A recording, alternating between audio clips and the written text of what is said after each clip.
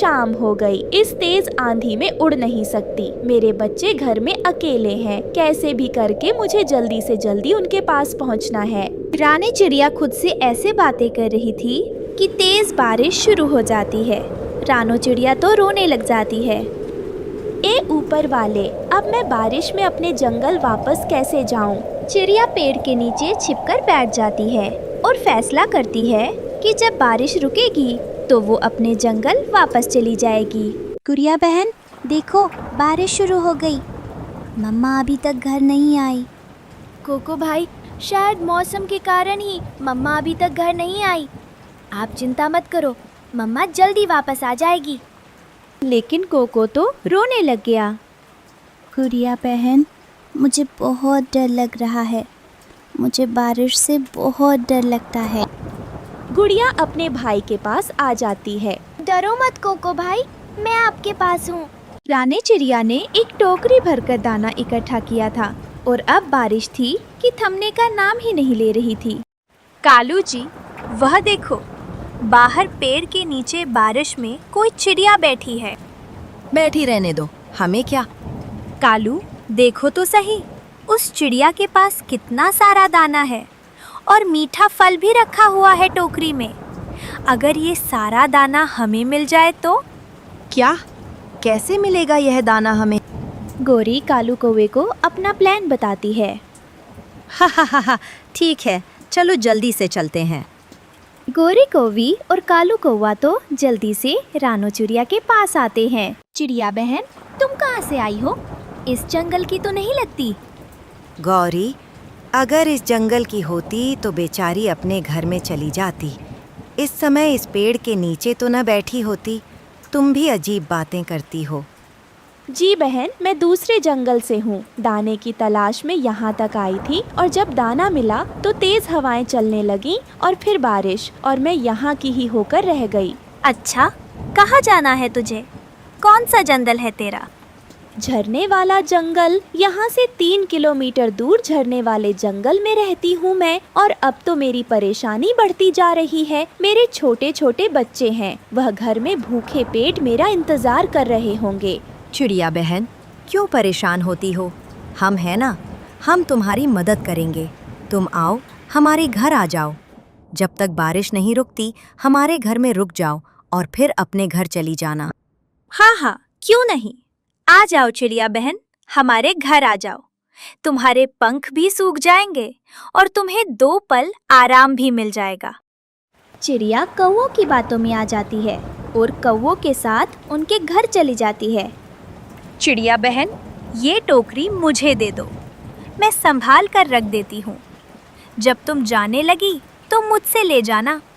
ठीक है, यह आप संभाल लें। कबूतर जी, मुझे कीकी की तबीयत बहुत खराब लग रही है। उसे बहुत तेज बुखार है, जल्दी से कुछ करें।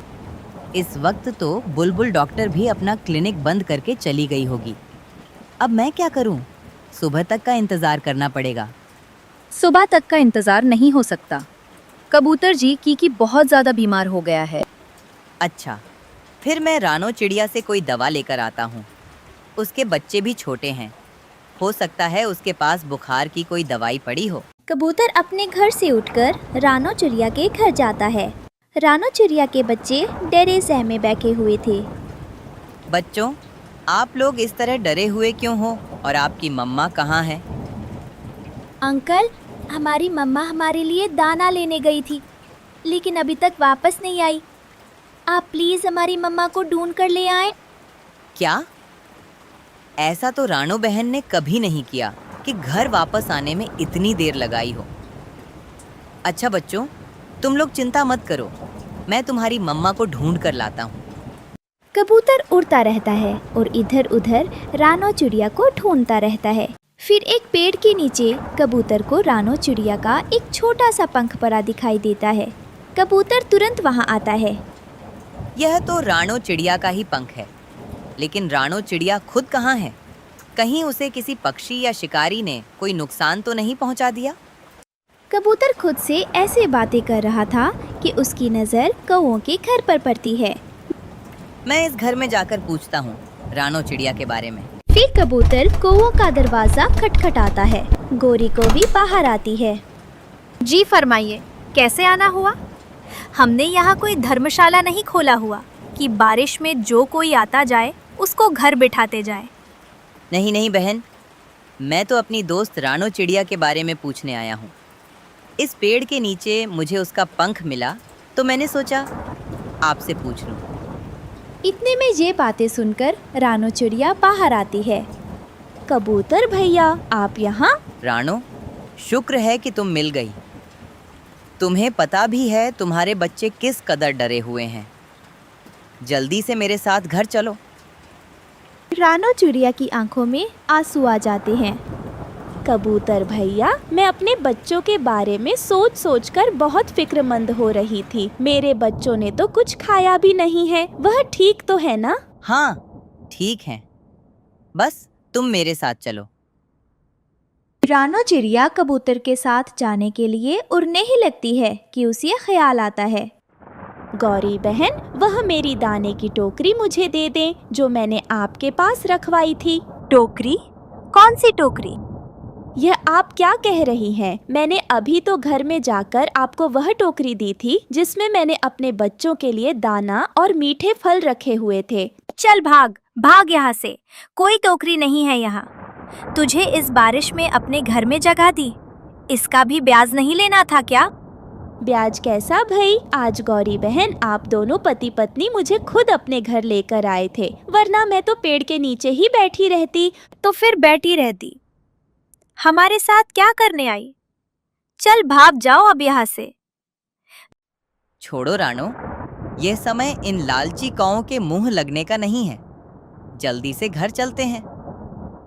हाँ तो किसने कहा हमारे मुंह लग? चल भाग जा, वरना लाठियां मार मार कर तेरा सिर फोड़ दूंगी। चिड़िया और कबूतर वहाँ से उड़ते हैं और अपने घर चले जाते हैं। मम्मा, मैं आपको बहुत याद कर रहा था। मुझे आपके बिना बहुत डर लग रहा था। डरने की क्या बात है मेरे बच्चों? आपकी मम्मा आपको छोड़कर कहीं नहीं जा सकती। फिर ऐसे ही कुछ दिन गुजरते हैं। बारिश थम जाती है। एक दिन रानो चिड़िया का गुजर उसी जंगल से हो रहा था कि उसे कौवे चीखते चिल्लाते सुनाई देते हैं। नहीं नहीं चील, हमें माफ कर दो, हम आगे चोरी नहीं करेंगे, प्लीज हमें माफ कर दो। तुम दोनों कौओं की हिम्मत भी कैसे हुई मेरा दाना चुराने की? आज मैं तुम दोनों को नहीं छोड़ूंगी। इतने में चिड़िया वहाँ आ जाती है। रानो बहन, रानो चिड़िया, हमें बचा लो।